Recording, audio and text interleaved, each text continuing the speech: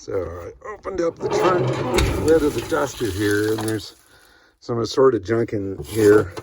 One of the things that intrigued me, though, was this little pile of slides. And I'm noticing, looking at some of the markings that are on here, it shows, let's see, something about a bashed VW on a trailer.